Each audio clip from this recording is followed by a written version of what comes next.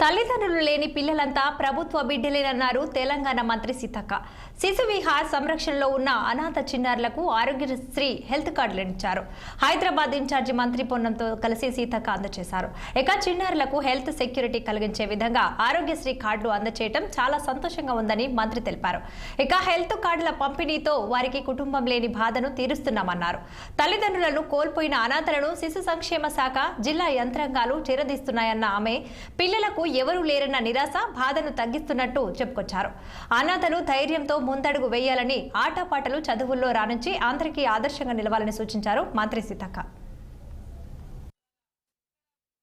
ఎక్కడ ఏ కష్టాలలో తల్లిదండ్రులను కోల్పోయి ఎవరు ఆసరగా లేనప్పుడు మన యొక్క అంగన్వాడీ సెంటర్స్ ద్వారా కావచ్చు, లేదా స్త్రీ సంక్షేమం ద్వారా ఉండేటువంటి జిల్లా యంత్రాంగం కావచ్చు, వారిని తీయడం అనేది మన యొక్క కనీస బాధ్యత.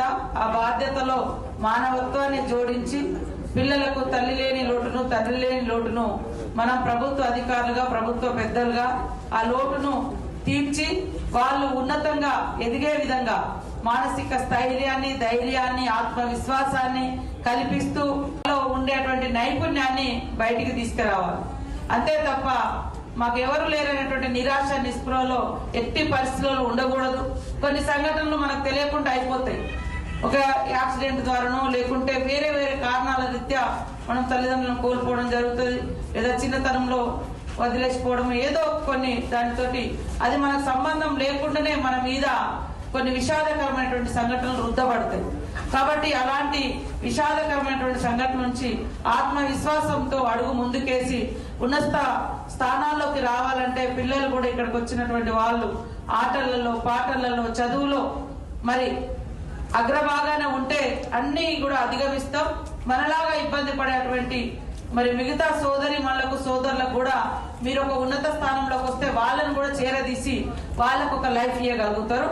కాబట్టి ఈరోజు మన గతంలో కూడా కుటుంబం లేదు అనేటువంటి వాళ్లకు మరి ఏ కులము అని ప్రాబ్లం ఉన్నా కూడా వాళ్ళ ఐడెంటిఫై చేసి సర్టిఫికెట్స్ ఇవ్వడం, మీకు ఒక ప్రత్యేక గుర్తింపునివ్వడం, దాంతో పాటు ఈ రోజు మరి ఆరోగ్యశ్రీ కూడా దేశంలోనే మొట్టమొదట హైదరాబాద్ లో దాదాపు 2200 మంది పై